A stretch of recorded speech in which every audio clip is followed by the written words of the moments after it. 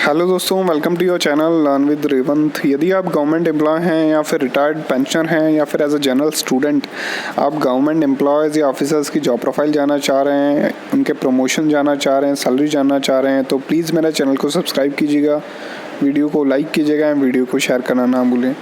दोस्तों, आज का हमारा टॉपिक रहेगा जॉब प्रोफाइल ऑफ डीजी, जो कि एक आईपीएस लेवल के ऑफिसर्स होते हैं। इस जॉब प्रोफाइल को हम 6 पॉइंट में डिस्कस करेंगे। पहला पॉइंट रहेगा रिक्रूटमेंट प्रोसेस या भर्ती प्रक्रिया। सेकंड पॉइंट रहेगा वर्क प्रोफाइल या कार्यशैली। थर्ड पॉइंट रहेगा प्रमोशन या पदोन्नति। फोर्थ पॉइंट रहेगा स्टार और इंसिनिया, बिल्ला या सितारे। फिफ्थ पॉइंट रहेगा सैलरी, तनख्वाह। एवं सिक्स्थ एंड लास्ट पॉइंट रहेगा पक्ष या सुविधाएं, सरकार उन्हें क्या क्या सुविधाएं प्रदान करती है। जो पहला पॉइंट रहेगा रिक्रूटमेंट प्रोसेस या भर्ती प्रक्रिया, उसमें हम जानेंगे सभी पुलिस के डीजी महानिदेशक एडीजी पद से पदोन्नत प्रमोट होकर डीजी बनते हैं। जी दोस्तों, जैसा कि आपको पता है, हमने पिछले वीडियो में जाना था कि एडीजी प्रमोट होकर डीजी बनते हैं। पहले मैं आपको बता दूं कि मैंने कांस्टेबल से लेके एडीजी तक के सारे वीडियोस की जॉब प्रोफाइल, सैलरी स्ट्रक्चर वो सब बना रखी है। तो पर्टिकुलर वीडियोस की जो लिंक है वो मैं नीचे डिस्क्रिप्शन में दे दूंगा। आप कांस्टेबल, हेड कांस्टेबल, एएसआई सबकी जो जॉब प्रोफाइल है वो नीचे जाके देख सकते हैं। डिस्क्रिप्शन में लिंक दे दूंगा और ऊपर आई बटन में भी दे दूंगा। सेकंड पॉइंट में हम डिस्कस करेंगे राज्य सेवा के पुलिस अधिकारी अपनी सेवा के दौरान आईजी के पद तक ही पहुंच पाते हैं। जी दोस्तों, जैसा कि आपको पता है कि जो डायरेक्ट डीएसपी रिक्रूट होते हैं स्टेट पुलिस सर्विसेज के अंदर, जो स्टेट रिक्रूट करती है पीसीएस द्वारा, जैसा कि हमने जाना था डीएसपी की जो जॉब प्रोफाइल थी उसके अंदर, जो डीएसपी या एसीपी डायरेक्ट रिक्रूट होते हैं वो आईजी, इंस्पेक्टर जनरल के पद तक ही पहुँच पाते हैं। उसके बाद में इनके प्रमोशन नहीं हो सकते। सभी पुलिस के डीजी महानिदेशक अखिल भारतीय सेवा के अधिकारी होते हैं। As you know, IAS, IPS और इंडियन फॉरेस्ट सर्विस के जो भी ऑफिसर्स हैं ये ऑल इंडिया सर्विसेज के ऑफिसर्स हैं। सेकंड पॉइंट में हम डिस्कस करेंगे वर्क प्रोफाइल या कार्यशैली। महानिदेशक डीजी का कार्य पूरे विभाग को संभालना होता है। पूरे डिपार्टमेंट को हैंडल करना काम होता है डीजी का, डायरेक्टर जनरल या महानिदेशक का। डीजी को राज्य में किसी भी विभाग का प्रमुख नियुक्त किया जा सकता है। जी दोस्तों, जो स्टेट के डिपार्टमेंट्स होते हैं उनका चीफ इनको डिक्लेयर कर सकते हैं या अपॉइंट कर सकते हैं। आगे हम डिटेल में समझेंगे। डीजी का फुल फॉर्म डायरेक्टर जनरल होता है, इन्हें हिंदी में महानिदेशक कहते हैं। DG stand for director general, Hindi में कहेंगे महानिदेशक। डीजी को सीएपीएफ, एनआईए एवं आईबी का स्पेशल डायरेक्टर भी बनाया जा सकता है। जी दोस्तों, जो सीएपीएफ होती है सेंट्रल आर्म पुलिस फोर्सेस, आप मुझे बताइए, जैसा कि हमने पिछले वीडियोस में डिस्कस कर रखा है, सीएपीएफ के अंदर कौन कौन सी फोर्सेस हैं, तो यदि आपको पता है तो प्लीज़ नीचे कमेंट में बताइएगा। और एनआईए एवं आईबी का फुल फॉर्म भी बताइएगा, क्योंकि हम कंटिन्यूस वीडियोज़ में डिस्कस करते आ रहे हैं एनआईए, आईबी, सीबीआई वगैरह।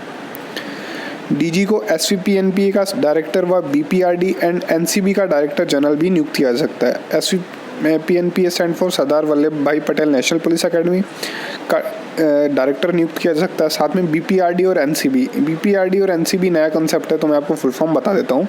BPRD stand for bureau of police research and development और NCB stand for narcotics control bureau.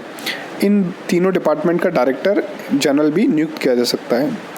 राज्य पुलिस के महानिदेशक डीजी को राज्य के किसी भी विभाग का डीजी महानिदेशक नियुक्त किया जा सकता है, जैसे कि ACB, ATS, SOG, CID, traffic, GRP एवं अन्य राज्य सुरक्षा विभाग। जो डायरेक्टर जनरल या महानिदेशक होते हैं, इन्हें जो स्टेट के डिपार्टमेंट्स होते हैं, जैसे कि ACB anti corruption bureau, ATS anti terrorist squad, SOG special operation group, CID crime investigation department या ट्रैफिक या फिर जीआरपी का डीजी बनाया जा सकता है। इनके अंडर ही ये पूरा जो अलग ही विभाग रहता है, डिपार्टमेंट रहता है, वो काम करता है। यानी जितने भी ट्रैफिक के जो ऑफिसर्स हैं वो सबऑर्डिनेट होंगे डीजी के अधीन आएंगे ये सब, और डीजी उनको कमांड देंगे या फिर जो भी आप कह सकते हैं। थर्ड पॉइंट में हम डिस्कस करेंगे प्रमोशन या पदोन्नति। ज़्यादातर डीजी महानिदेशक राज्य की पुलिस के प्रमुख डीजीपी बनने से पहले ही रिटायर्ड सेवानिवृत्त हो जाते हैं। मैं आपको एक छोटा सा उदाहरण देकर समझाना चाहूँगा डीजी और डीजीपी में डिफरेंस।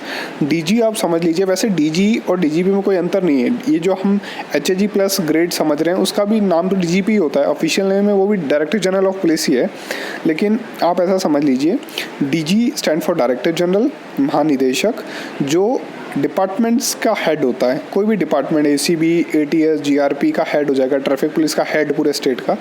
और DGP stand for director general of police, पूरे पुलिस विभाग का हेड, पूरी पुलिस विभाग का मुखिया होगा वो डीजीपी होगा। यानी डीजीपी है वो सुपीरियर है डीजी से। और डीजी ही सेलेक्ट होकर डीजीपी बनते हैं। डीजीपी पुलिस महानिदेशक की चयन प्रक्रिया में यूपीएससी द्वारा पैनल की सूची राज्य को दी जाती है। उसके बाद राज्य सरकार अपने हिसाब से उस पैनल में से किसी एक अधिकारी का चयन करके उन्हें राज्य का डीजीपी नियुक्त कर सकते हैं। जो इनका सिलेक्शन प्रोसेस होता है डीजी से डीजीपी बनने का, वो कुछ इस प्रकार होता है। जो राज्य के अंदर कुछ डीजी होते हैं, सपोज 4 या 5 डीजी है, तो यूपीएससी एक पैनल बनाएगी। उन पैनल में सेलेक्टेड ऑफिसर्स का नाम लिखेगी। कौन लिखेगी? UPSC. UPSC stand for union public service commission, जो सीएससी का भी एग्जाम कंडक्ट करवाती है, एनडीए सीडीएस सारा एग्जाम कंडक्ट करवाती है। ये पैनल बना के हर स्टेट का उसमें डीजी के नाम लिखती है, और वो जो लिस्ट होती है और या जो पैनल होता है वो रिकमेंड करती है स्टेट गवर्नमेंट को कि आप इन नाम में से एक नाम सेलेक्ट कर लीजिए। तो ये प्रिविलेज रहता है स्टेट के होम मिनिस्ट्री और चीफ मिनिस्टर को कि वो किसको डीजीपी अपने स्टेट का नियुक्त या अपॉइंट करना चाहते हैं। तो ये होता है selection process of DGP. 4th point में हम जानेंगे स्टार और इंसिनिया, बिल्ला या सितारे। डीजी के कंधे पर पूरे विभाग की जिम्मेदारियों के साथ छड़ी व कृपाण के साथ Ashok Stambh, baton and sabre with Ashok emblem होता है। आप राइट साइड में देख सकते हैं, ऊपर अशोक एम्बलम होगा, नीचे बैटन एंड सैबर होंगे और नीचे आईपीएस लिखा हुआ रहेगा। And don't be confuse in ADG, DG and DGP, क्योंकि इन सब का इंसिनिया सेम रहता है, तो इसमें आप कंफ्यूज ना होइएगा। आप लेफ्ट साइड में दे सकते हैं, he was one of the eminent IPS police officer and he was also DGP और पंजाब काडर, आप देख सकते हैं। ऊपर साइड अशोक स्तंभ रहता है, नीचे बैटन सैबर, देन आईपीएस लिखा हुआ रहता है। अब 5th पॉइंट में हम डिस्कस करेंगे सैलरी या तनख्वाह। मैट्रिक्स लेवल रहेगा 7 सीपीसी का L16, ग्रेड पे निल रहता है। पे बैंड रहेगा 75,500 से 80,000 वाला 6 सीपीसी के अकॉर्डिंग देखें तो। और स्केल रहेगा HG+। स्केल जानना बड़ा आवश्यक होता है किसी भी सैलरी या फिर ऑफिसर्स की जो डेजिग्नेशन जानने के लिए। ये स्केल रहेगा HG+, higher administration grade plus. जैसे junior time scale, senior time scale, selection grade, वैसे ही HG+ ग्रेड होता है। और जो DGP होते हैं उनका एपेक्स स्केल होता है। नेक्स्ट वीडियो में हम DGP के बारे में डिस्कस करेंगे। अब हम सैलरी जान लेते हैं डीजी की। मूल वेतन या बेसिक पे रहेगा 2,05,400, 2,05,400 रुपीज़। महंगाई भत्ता ये DNS अलाउंस रहेगा 35,000 रुपये, जो कि 17% रहता है। ग्रॉस सैलरी बनेगी एक डीजी डायरेक्टर जनरल की 2,40,000, 2,40,000, can be different from state to state. ये कुछ स्टेट में वेरी कर सकता है because of the DNS allowance and all other allowances. अब डिडक्शन जानेंगे, कटौतियाँ कौन कौन सी होती है। कटौतियाँ यूजुअली 46,000 रुपये की होती है, 46,000 की। उसमें हम देखेंगे पीएफ प्रोविडेंट फंड 17,000 रुपये डायरेक्ट होगा। फिर CGHS central government health scheme contribution 325 रुपये कंट्रीब्यूट करेंगे CGHS में। और फिर CGGIS central government group insurance scheme में 120 रुपये कंट्रीब्यूट करेंगे। फिर इनकम टैक्स IT कटेगा 28,000 रुपये, 28,000। जो इनकी इनकम बन रही है वो टैक्सेबल अराउंड 28,000 के आसपास बन रही है। इसमें थोड़ा बहुत 2-4 हज़ार का इनकम टैक्स ऊपर नीचे हो सकता है डिडक्शंस के कारण। तो जो नेट सैलरी बनेगी एक डायरेक्टर जनरल की, वो बनेगी अराउंड 1,94,000, 1,95,000, 1,95,000 के करीब।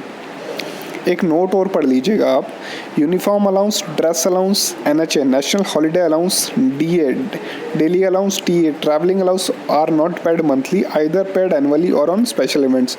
कुछ अलाउंसेस और मिलते हैं ऑफिसर्स को, या तो ये कुछ स्पेशल इवेंट्स पे मिलेंगे, ये ट्रैवल करेंगे या ट्रांसपोर्टेशन के केस में, या फिर दूसरे कुछ इवेंट्स पे, या फिर एनुअली मिलेंगे। जैसे ड्रेस अलाउंस, यूनिफॉर्म अलाउंस आपको पता ही है एनुअली मिलते हैं। तो बेसिक ये सैलरी रहेगी। अब हम जानेंगे लास्ट पॉइंट में 6 पॉइंट रहेगा पक्ष टू डीजी, क्या क्या सरकार इन्हें सुविधाएं प्रदान करती है।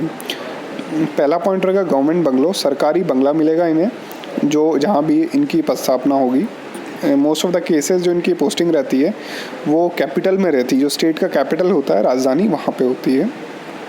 फिर गवर्नमेंट व्हीकल मिलेगा, सरकारी गाड़ी मिलेगी, एक से ज़्यादा हो सकती है। फिर पेऑन मिलेगा इनके ऑफिस में, चपरासी। फिर डोमेस्टिक सर्वेंट मिलेगा, डोमेस्टिक सर्वेंट भी 2 या उससे अधिक हो सकते हैं इनके घर पे। फिर personal assistant PA to DG रहेगा। फिर CGHS medical facility, as you know they also contribute to central government health scheme. तो ये जो भी CGHS के एम्पैनल हॉस्पिटल्स हैं वहाँ पे अपने मेडिकल बेनिफिट उठा सकते हैं। फिर इन्हें ड्राइवर मिलेगा। फिर इन्हें गनमैन मिलेगा, जो कि यूजुअली पुलिस के कांस्टेबल होते हैं। और इनको स्पेशल सिक्योरिटी प्रोवाइड की जाती है in the comparison of DIG और एसएसपी। फिर इन्हें पर्सनल ऑफिस मिलेगा जो कि एक अलग ही ऑफिस होता है, या तो वो कमिश्नरेट पे होगा या फिर जो एसपी ऑफिस होता है उससे अलग होता है डीजी का ऑफिस। दोस्तों वीडियो अच्छा लगा तो प्लीज़ वीडियो को लाइक कीजिए, कमेंट कीजिए, चैनल को सब्सक्राइब करना ना भूलें। Thank you.